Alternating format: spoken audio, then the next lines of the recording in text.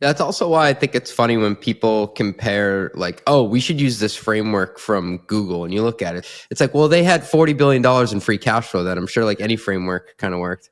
Yeah, I don't know. It's like most of our competitors are larger than us. And so you've got to have concentration of force and what's relevant to you for exactly where you are in the moment. And mimicking other people that are different industries or bigger than you or completely different conditions, just because it worked for Google doesn't mean it's going to work for you. Yeah. I'm thinking about your housing reference again. That was a really good analog.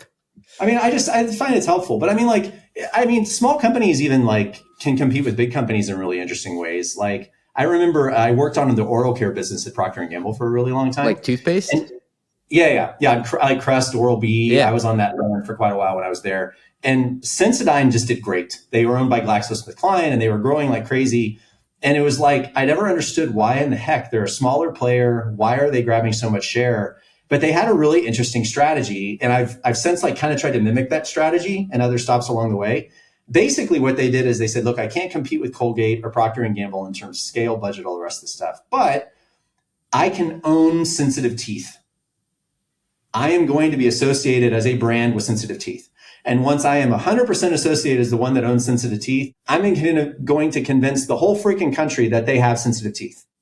And then I'm going to take share from everybody else. And it's just like, there's ways you can do that like may have nothing to do with your business, but the principle of like owning a segment and then convincing everyone that they belong in that segment, that is applicable. But me saying like, I'm going to take principles from Google's ad business and say that automatically is analogous to the business that I run, I don't know. That's maybe a bigger leap for me. Run the Numbers is a mostly LLC production.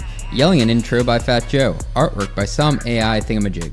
Podcast and video editing is done by Cleancast at cleancast.io. Nothing said on this podcast is intended to be business or investment advice. It's the sole opinion of me, a guy who feeds his dog too much ice cream and has a history of net operating losses, LOL. If you like this podcast, please hit subscribe. It would mean a lot to me.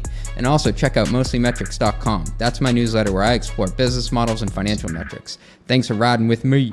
Share this with your friends. Peace.